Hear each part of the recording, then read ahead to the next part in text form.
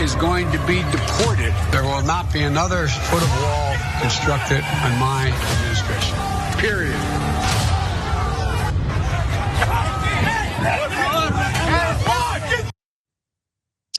So the ad that you just saw came from MAGA Inc. That's one of the super PACs supporting Donald Trump's presidential campaign.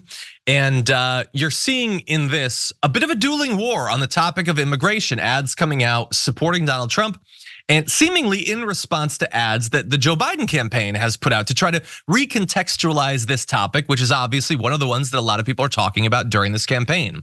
So here is the Biden campaign ad on this topic. This election is an election between me and a guy named Trump.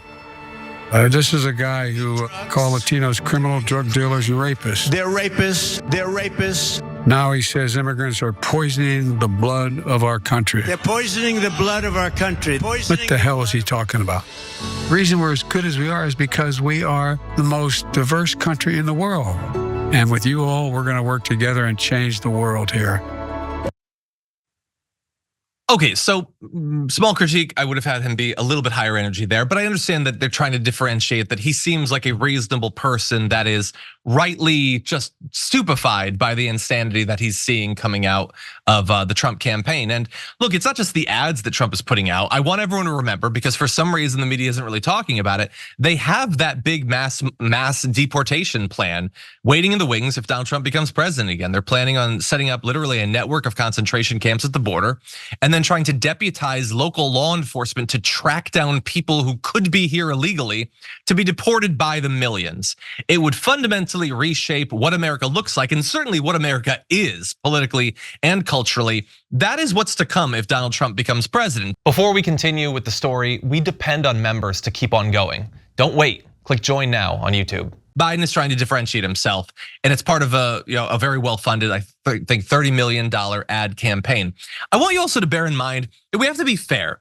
So in the ad that you saw from MAGA Inc., Joe Biden appears to want an invasion at the border. He says nobody is going to be deported. And so if you just watch that ad, you're left with the idea that that's what has happened. That's not what has happened at all.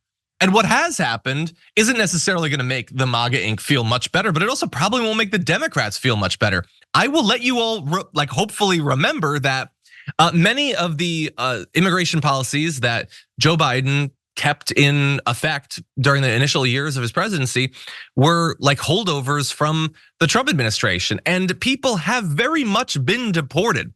Deportations in reporting as of the last 24 hours recently hit 142,000. It is a lot of people that have been deported. Now, no, he's not building more of the wall because that was stupid, but he did support the bipartisan immigration law. That was killed thanks to the advocacy of Donald Trump. Did you notice that the MAGA Inc. ad didn't mention that? That funding to hire more border patrol officers and to make sure that there's more security at the border and to hire more judges so that they can adjudicate asylum claims more expeditiously. Did you notice that they didn't mention that in the MAGA Inc. ad? Weird, I guess they didn't have time. It was a short ad, it was a short ad. But anyway, we have one more ad we want to show you, so why don't we roll that? For our abuelos. Insulin that costs $35. Or hundreds. That is the difference between Joe Biden and Donald Trump. For women, the freedom to control our own bodies, or doctors going to jail for an abortion. This is the difference between Joe Biden or Donald Trump. Only one choice is right. And the difference between them is your vote. Okay, so look, the fact that it's Joe Biden that the ad is for makes that ad seem a little bit funny, but it's not that it's wrong. Yeah, no, look, on the substance, on the actual policies, the stakes of the election, I think that it's accurate. We are going to have to see, and I don't know about you, but I'm on the edge of my seat, which tone is gonna work here, because you'll notice that the tones were slightly different, weren't they?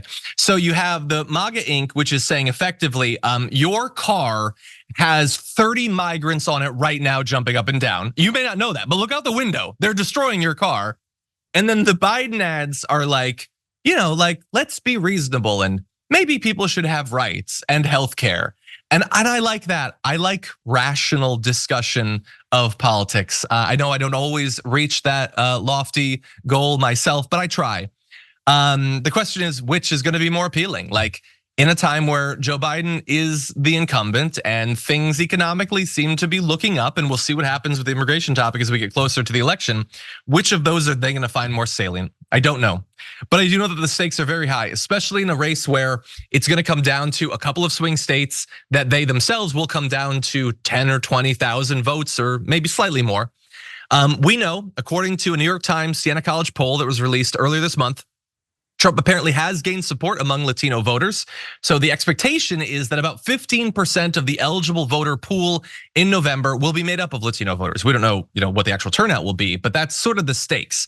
And Biden's support from Hispanic voters was down from 65% in 2020 to 53% this year, which is a fairly significant drop. And in some of these states, could be crucial. So I understand why Joe Biden is prioritizing this, why he discussed this topic so much in the State of the Union, why they're putting so much money into the ads, because theoretically the race could hinge on it.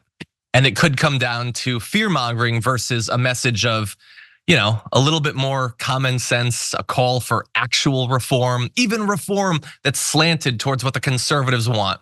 But we'll have to see.